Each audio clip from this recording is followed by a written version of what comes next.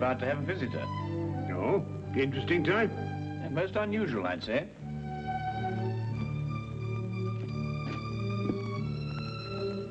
I don't see anyone. My dear Watson, the street is hardly deserted.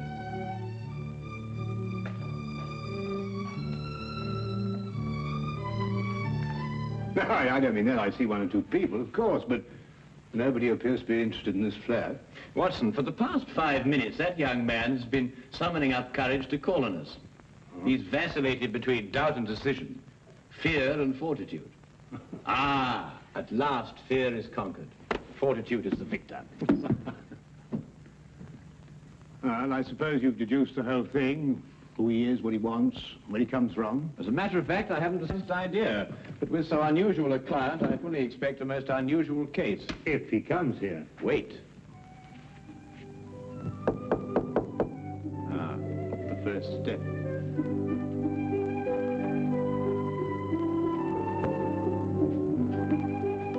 Is this Mr. Holmes' flat? It is. Won't you come in?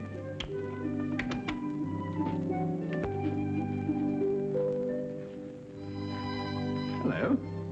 Are you Mr. Sherlock Holmes? Yes, and that is Dr. Watson. How'd you do? Anything the matter? No. It's just that...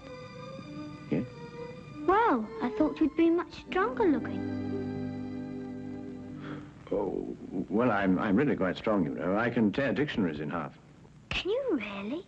Yes, of course, and I'd show you if I had a dictionary handy. Well, what I've come to see you about will take brains.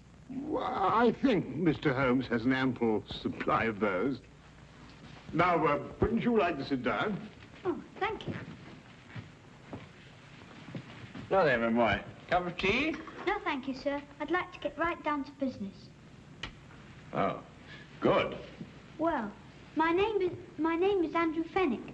I'm 11 years old, and I live at number 17 Dudley Court, Upper Spimment Street. Splendid. Now, what appears to be your difficulty? Mr. Holmes, my father has disappeared. Disappeared? Yes, sir. His name is Herbert Fenwick. He's a bookkeeper at Rondale Industries. He's tall and wears glasses. Will you find him for me? I'll do my best, Andrew, but first you'd better tell me the whole story and anything else that may matter. Well, sir, Dad's always been the happiest and most wonderful person in the world. Each night he'd come home and joke and tell funny stories. And every Sunday we'd take bicycle trips or fly our kites or something like that. You might see he was a pal of mine instead of just a father. I understand. Go on.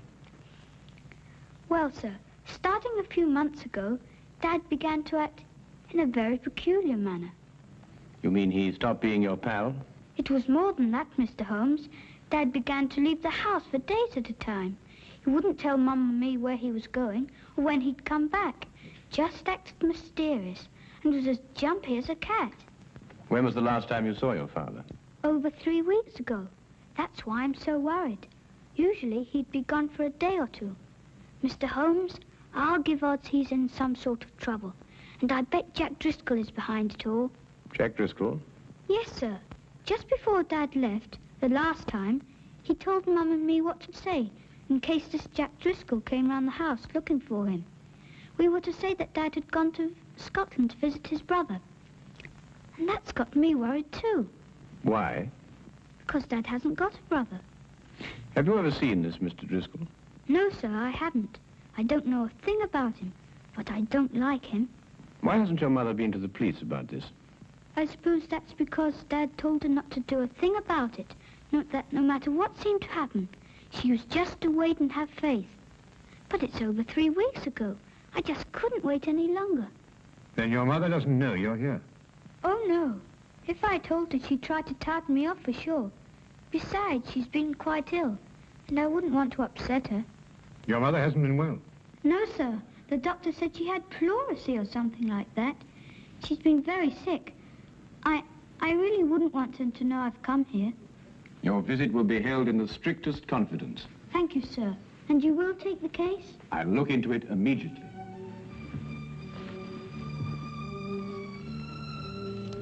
I hope this will be enough to retain your services. Oh, well, no, that won't be necessary, Andrew. But I insist. It's £2 6 shillings. It's all my own money, and I saved every bit of it. No, I think you'd better hold on to it. Perhaps you can do me a good turn someday. No, sir. A business deal is a business deal. Pay on the line and no welching on dips, I always say. Very well, Andrew. It's a deal. But £2 6 shillings is far too much. I'll settle for £1. Really? £1 enough? Quite enough, Andrew. Thank you. Thank you, sir. I'll let you know as soon as I hear anything, Andrew. Goodbye, my boy. Bye, sir. Well, Watson, we'll find that boy's father if you have to search every gambling den in England. Gambling den? Yes, didn't you notice his clothing? Well, I suppose so. Nothing extraordinary there. On the contrary. The shoes were most expensive, but the coat was threadbare. The trousers came from the best haberdashery, and the cap was ancient, attesting to the father's streaks of good luck and bad luck. Yes, but that's not sufficient evidence to label Fenwick a gambler. Quite right, but there were other indications. Young Andrew's speech, if you may recall, was sprinkled with the peculiar jargon of the gambler. Such terms as touted off, I'll give you odds, and welching on a debt. The boy obviously learned from his father. I see. Further, I'd say the man's mysterious trips were to various sporting events held outside of London. Horse races, dog races, and so on. Yes, Holmes, but why should an apparently contented man like Fenwick suddenly turn to gambling? Well, my guess is that the mother's serious illness created a heavy drain on Mr. Fenwick's slender financial resources. He probably hoped for the gambler's classic killing. Well, Holmes, you've certainly answered everything. I'm afraid not, Watson. 2 questions yet remain unanswered. Where is Mr. Herbert Fenwick? And who is the shadowy Mr. Jack Driscoll? Where to, Holmes? To Inspector Lestrade's office. In this particular case, he may be just the chap to help us. Now, that's what a gambler would call a long shot.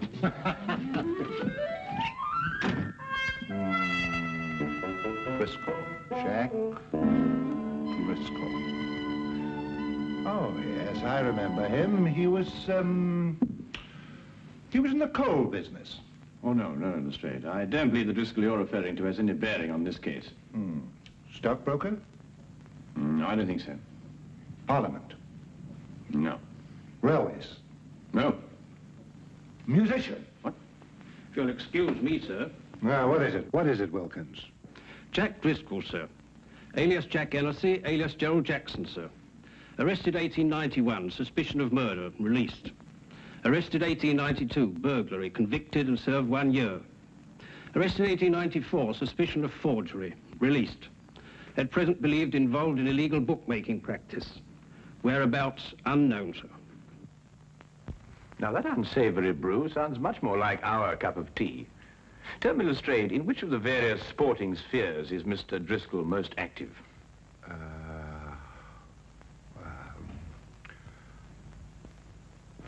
Rumour has it that Mr. Driscoll is concentrating his efforts on prize fight matches, sir. Well, thank you very much for your assistance, Inspector. And you too, Wilkins. Good afternoon, gentlemen. Well, if I know you, Holmes, I suppose now we'll be attending a prize fight. Quite right, Watson. This very evening, hulking Harry Thornton meets Powerhouse Percy O'Noonan at Londonderry Gardens. Powerhouse happens to be a personal friend of mine. You know a fighter personally? My dear fellow, I once blackened his eye for him.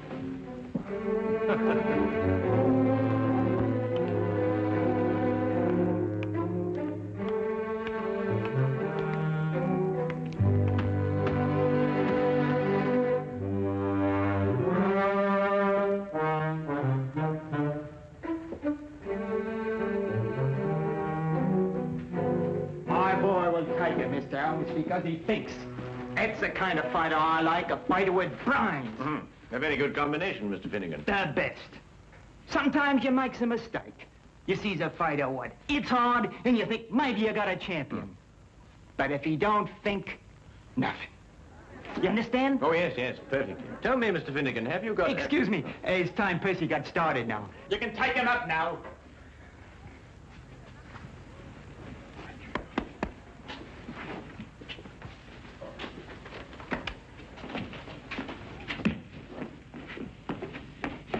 Brains?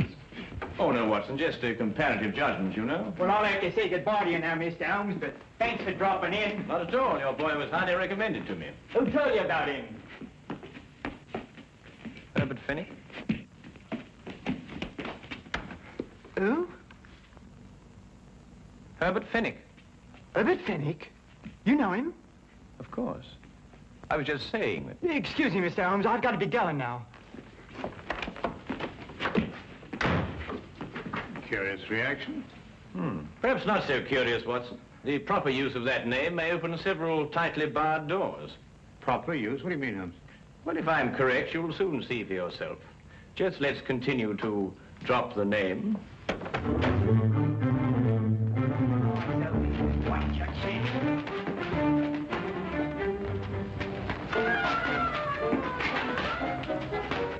That's it now. Hold it. Hold it. Keep your eyes open. Right. Right. Right.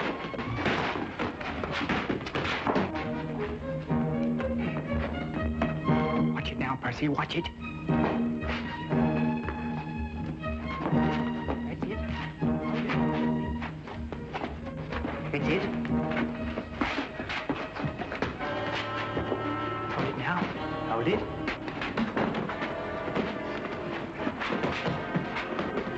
That's right. Keep your eyes open. Keep your eyes open. Now! I tell you to keep your eyes open. Get up!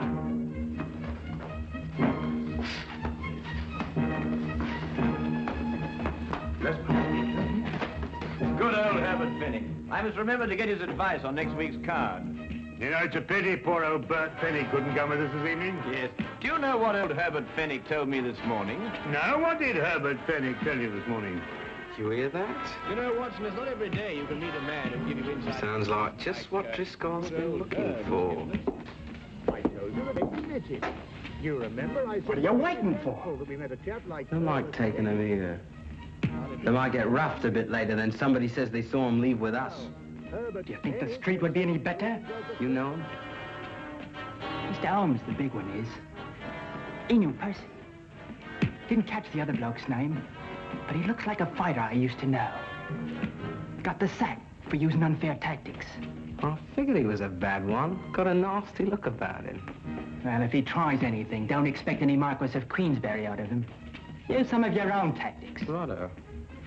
Get to it now before the Upton leaves. Let him know we mean business right from the outset.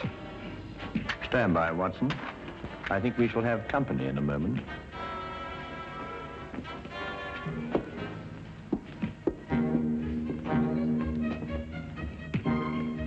I beg your pardon? Herbert Fennick a friend of yours? Yes, but I don't see why. You come with us. Certainly not. Who are you? It will be much easier on you if you don't make a fuss.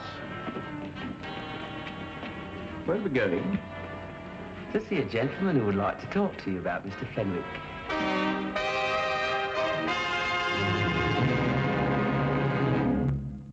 All I want to know from you is where you saw Fennick last.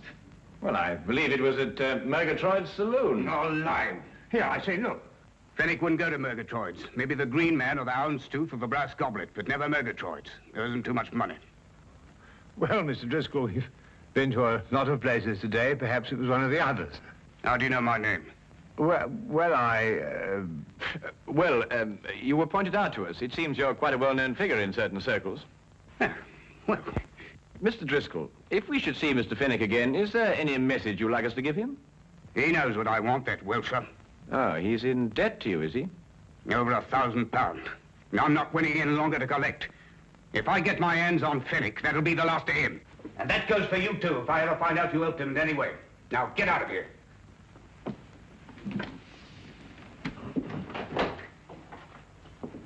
Good evening, gentlemen. People just don't have any manners anymore. And this is not the time to instruct them. Come, Watson. Well, I only hope we're going to a place where they appreciate proper behavior and the finer things of life.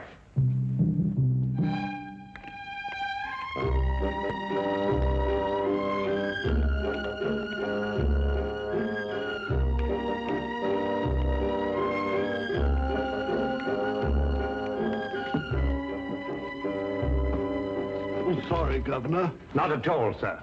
Not at all. Oh, really, Holmes, we've been to the Coach and Horses, the Green Man, the King's Head. We've interviewed dozens of disreputable characters. Must we go through all this process again? I'm afraid so, Watson. It's the only place that we can obtain some further information as to Fenwick's whereabouts. No. Oh, barman. Yes, sir? 2 pints of mild and bitter, please. Oh, and some information. Mild and bitter's cheap, sir. But not the information, eh? Oh, no, sir.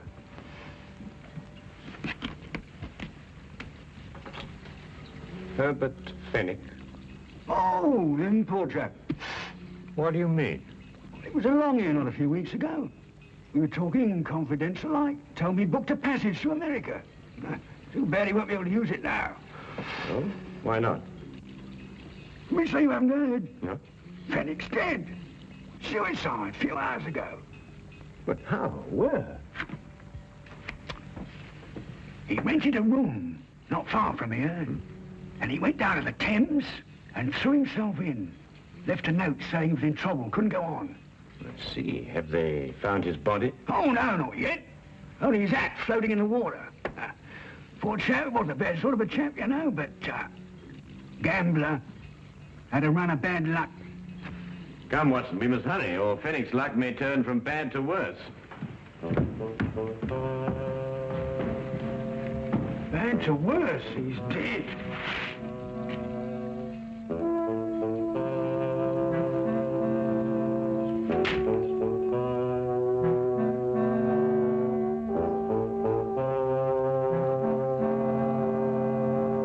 Well, there you are, Holmes. What more do you want? The body. Oh, we'll soon find that. There's no doubt about that. The river patrol's dragging the Thames already. I assure you, Inspector, Herbert Fenwick is still alive. Then why should he write a suicide note? Surely the question is, why should Fenwick write a suicide note in such explicit detail? Listen, this is a terrible thing to do, but I have made up my mind. It is the only way to end my difficulties. Today at 6 p.m., I'm going to the Thames. I will jump from the Hertford Bridge. Forgive me, but have faith. Signed, Herbert L. Fenwick. No, Holmes, I can't follow that line of reasoning. Then perhaps this may convince you. Take a look at that hatband with Fenwick's name on it. You'll notice that it's absolutely brand new, whereas the hat, of course, is unmistakably old. You mean then, Holmes, that Fenwick here had his name put into his band in the last 2 or 3 days? Exactly. Merely a ruse to make people believe that he committed suicide. Yes, but why should a man say he's dead if he isn't? Well, to avoid his muscular creditors, for one thing. If they believed the reports of his death, they'd have no choice but to write him off as a total loss. Yes, but if he's still alive, somebody's bound to see him sooner or later. Not if he's made plans to go to America. All right, then. I'll have an alarm sent out to all the ships in port. I'm afraid, Lestrade, that'll be too late. Now, what do you mean? Because he has no money. He needs it badly, and he needs it quickly. And there's only one way in which he can cover both his needs. What way is that, Holmes? Robbery. What, do you think he'd take the chance? Of course he would. Fenwick's desperate. And in any case, there's very little chance when one considers that no one would suspect a dead man of committing the crime. Now, Holmes, what am I supposed to do? Warn everybody in London that a robbery's going to take place? Oh, I wouldn't go as far as that, Lestrade. I judge that Fenwick will strike at one of 3 places. The Wagon and Horses, the Green Man, or the King's Head. I say, Holmes, how can you narrow it down to that? Because Fenwick can feel certain that everyone in those places has heard the news of his death.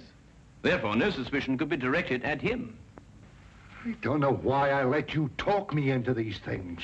Then you'll assign men to cover the Wagon and Horses and the Green Man? Yes, yes. Good, but there isn't much time. You'll have to get on with it immediately. All right. You know, sometimes you're worse than the commissioner.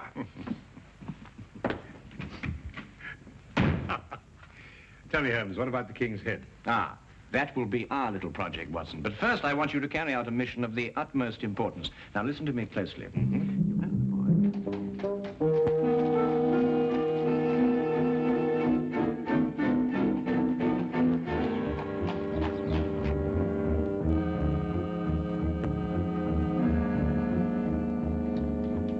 Yes, I've seen him come and go.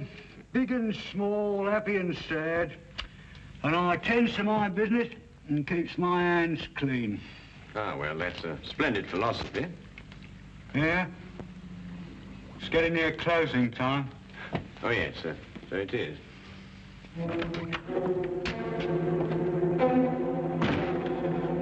Put your hands up. I'll take that if you don't mind. I'm sure he does, but then he has very little choice, has he? You, get over there. Go on, hurry up. You two. Go on.